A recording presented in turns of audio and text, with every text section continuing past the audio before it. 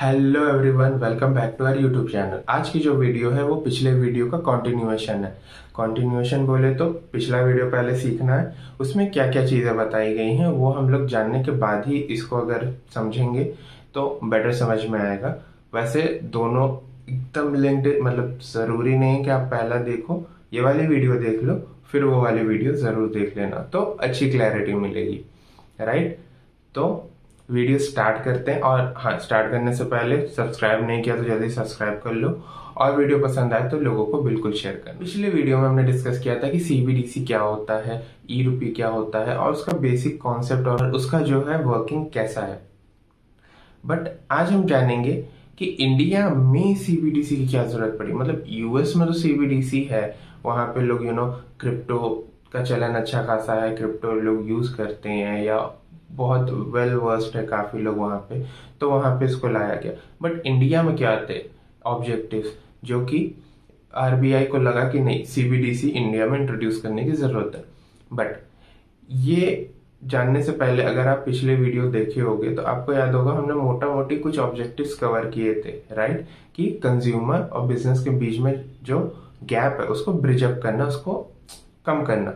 हाँ, तो अब हम लोग यहाँ पे जानेंगे कि वो कम कैसे होगा और जो छोटे छोटे ऑब्जेक्टिव्स हैं वो कैसे काम करेंगे प्रैक्टिकल वर्ल्ड में। काम करेंगे कि नहीं करेंगे वो बात की बात है, बट आरबीआई को क्या लगता है कि कैसे काम करेंगे वो हम जानेंगे। भाई पहला तो है लिक्विडिटी रिस्क। ये लिक्विडिटी रिस्क क्या होता है जानते हैं? लिक्विडिटी रिस्क क्या होता है? तो जैसा कि हमने यस बैंक के सिनेरियो में देखा था कि कैसे उन्होंने अपने एनपीए को मैनिपुलेट किया, या आप कह सकते हो अच्छे से रिप्रेजेंट नहीं किया, इल रिप्रेजेंटेशन हुआ था उनके एनपीएस का, जिसकी वजह से डिटेल्स नहीं पता चल पाई गवर्नमेंट को, करेक्ट। और जो भी रेगुलेटरी बॉडीज थी या जो भी उस समय पे ऑथोरिटी थी, उनको समझ में ही नहीं आया कि कैसे उस चीज को टैकल करना है, या वो पहले से ही उनको पता नहीं था कि कैसे इस चीज को देखते रहना है। क्योंकि अगर किसी को पता होगा कि हाँ चलो वो गड्ढे में गिर रहा है तो हम लोग उसको रोक सकते हैं, बट अगर वो टकेशिस कासल की तरह सारे जो स्टोन्स, उसको लगे कि सारे स्टोन्स पे मैं जाऊंगा, कूदते कूदते पार कर जाऊंगा, और कौन सा स्टोन नीचे गिरेगा उसे पता ही नहीं होगा, तो कोई इसको हेल्प भी नहीं कर सकता, राइट। बट अगर हमें पता हो कि कौन से स्टोन पे नीचे गिराया जा सकता है तो हम लोग उसको हेल्प करेंगे। सो इसी तरह लिक्विडिटी रिस्क को कैसे कवर होता है? लिक्विडिटी रिस्क कुछ ऐसे कवर होगा कि जब बैंक्स अपने बड़े लेवल के ट्रांजैक्शन सीबीडीसी में करने लगेंगे, तो पिछले वीडियो में जैसे डिस्कस किया था कि आरबीआई के पास लेजर रिकॉर्ड होता है। सिमिलरली अगर आरबीआई के पास लेजर रिकॉर्ड है, जैसे किसी नॉर्मल बिजनेस में आप ट्रांजैक्शन करते हो, जो अकाउंट्स डिपार्टमेंट है उसको पता है कि अच्छा ये ट्रांजैक्शन है तो इसका ये मतलब है, ये चीजें हैं, राइट। सो वैसे ही आरबीआई को पता होगा कि यहाँ से यहाँ पैसा अगर मूव हो रहा है तो उसका पर्पस क्या है, क्या वेलोसिटी है, क्या फ्रीक्वेंसी है, और उसको कैसे डिटेल्स को रिप्रेजेंट करें या रिलेट करें किसी बैंक के या फाइनेंशियल इंस्टीट्यूशन के डेटा से, राइट। सो वो कोरिलेट करना इजी हो जाता है, और वहां पे लिक्विडिटी रिस्क जो है बैंक का, जैसे उनके पास कैश क्रंच आ गया, या उनके पास उनको नहीं पता कि कब फंड्स उनके खत्म हो रहे हैं या एनपीए छुपा रहे हैं, ऐसी चीजें उसको कम कर सकते हैं। तो ये तो हम लोगों ने देख लिया मोटा माटी बड़े लोगों का एग्जाम्पल, राइट। अगर छोटे लोग, हम जैसे लोगों की बात करें, तो जो बिजनेसमैन होते हैं वो काफी बिजनेसमैन कैश में ट्रेड करते हैं। अगर वो कैश में ट्रेड करते हैं तो कैश का, जैसे आपको भी पता है कि हर जगह रिकॉर्ड नहीं होता कि कितने कैश गए कितने है, सिर्फ इनवॉइसेस है। इनवॉइसेस कोई फेक भी कर सकता है, और हो सकता है इनवॉइस कोई रिकॉर्ड करना भूल जाए। तो अगर सीबीडीसी इंट्रोड्यूस होता है बिजनेसेस पे, नॉर्मल रिटेल बिजनेस पे, या आप कह सकते हो एक बड़े एंटरप्राइज पे भी, तो वहां पे ट्रांजैक्शन से उनसे ये पता लगाया जा सकता है कि बिजनेस का कितना बिजनेस है, कितना सेल्स है, रेवेन्यू है, और कितने टैक्सेस हैं, तो उससे टैक्स इजीली आप रिकवर कर सकते हो, पहली चीज।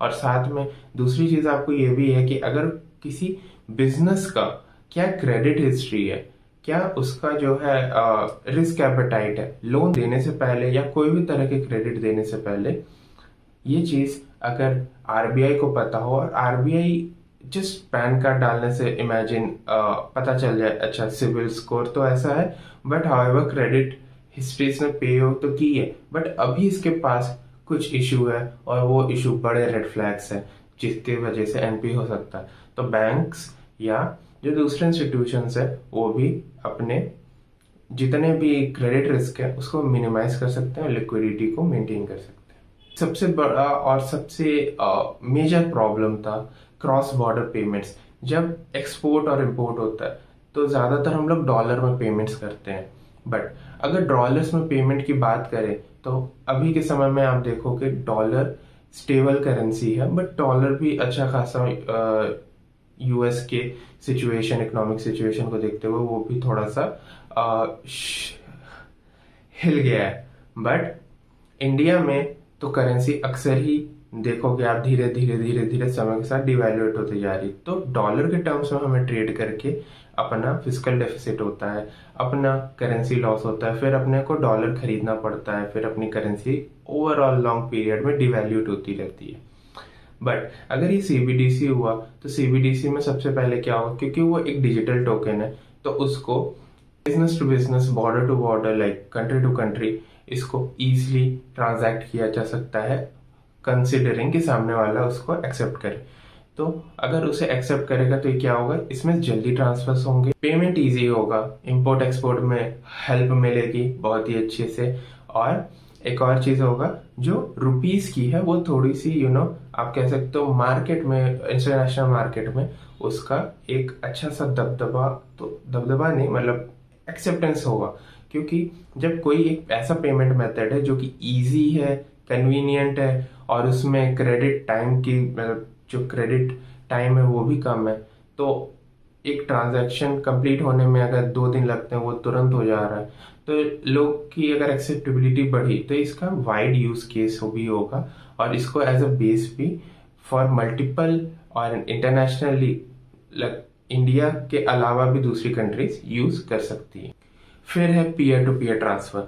जब ये पीयर टू पीयर ट्रांसफर की बात होती है तो बहुत सारे लोग कंफ्यूज हो जाते हैं, यार हम लोग यूपीआई तो यूज कर रहे हैं, यूपीआई में भी एक पैसे अगर भेजे, सॉरी 1 रुपए अगर हम भेजे किसी को तो वो 1 रुपए सामने वाले के बैंक अकाउंट में ज्यादा बैंक अकाउंट में ऐड हो जाते हैं। तो यूपीआई और जो मोबाइल ट्रांजैक्शन है आईएमपीएस वगैरह या एनईएफटी आरटीजीएस, इसमें अगर आप देखो तो एक्चुअल में पैसे नहीं ट्रांसफर हो रहे, करेक्ट। इसमें जस्ट क्या है कि एक बैंक ने कहा कि मैं अपने अकाउंट से 1 रुपए का वैल्यू कम कर रहा हूं डिजिटली और सामने वाले के बैंक अकाउंट में जाके 1 रुपए का वैल्यू डिजिटली ऐड कर दे रहे हो, बट पैसे इधर से उधर नहीं हो रहे। बट जब आप कैश देते हो तो कैश में क्या होता है, वो सीरियल नंबर वाला जो नोट है वो आपके पास आया, आपके पास से वो यूनिक नोट दूसरे के पास गया, फिर दूसरे से तीसरे चौथे पांचवे, तो ऐसे वो फ्लो हो रहा है मार्केट में, करेक्ट।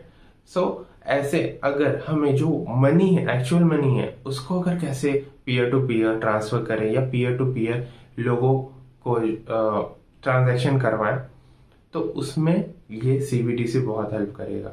मैं अगर आपको कुछ पैसे भेजता हूँ सीबीडीसी या ई रूपी, तो वो जो ई रूपी है, जो वो यूनिक टोकन है, वो आपके पास जा रहा है और वो जो आपके पास यूनिक टोकन जा रहा है उसका क्या हो रहा है, ब्लॉकचेन में रिकॉर्ड हो रहा है।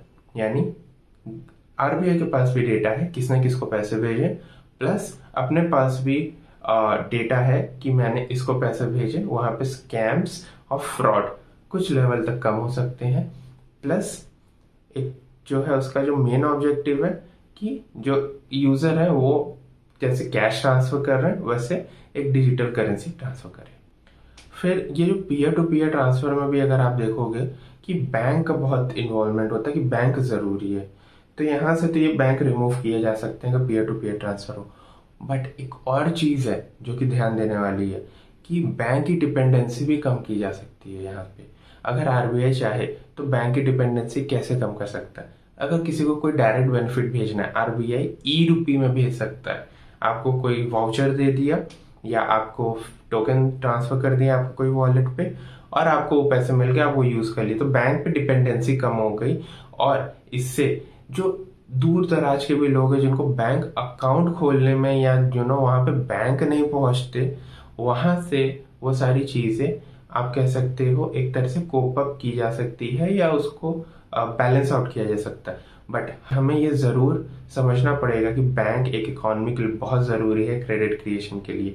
हम ये नहीं कह रहे हैं कि आरबीआई का ऑब्जेक्टिव है कि बैंक को रिमूव कर देना है, बट जहां बैंक रीच आउट नहीं कर रहे हैं या जिन पे बैंक की डिपेंडेंसी बहुत ज़्यादा है और वहां पे इनएफिशिएंसी है, वहां पे इसे एज एन ऑल्टरनेटिव यूज किया जा सकता है। तो ये था आज का वीडियो, खत्म हो गया। और वीडियो खत्म हो गया तो क्या करना है, स्टार्टिंग में बोला था लाइक करना है, नहीं किया तो लाइक करो, सब्सक्राइब नहीं किया सब्सक्राइब करो। और अब तो वीडियो खत्म हो गया, शेयर करो। आज का ज्ञान यहीं तक, मिलते हैं आपसे अगली वीडियो में।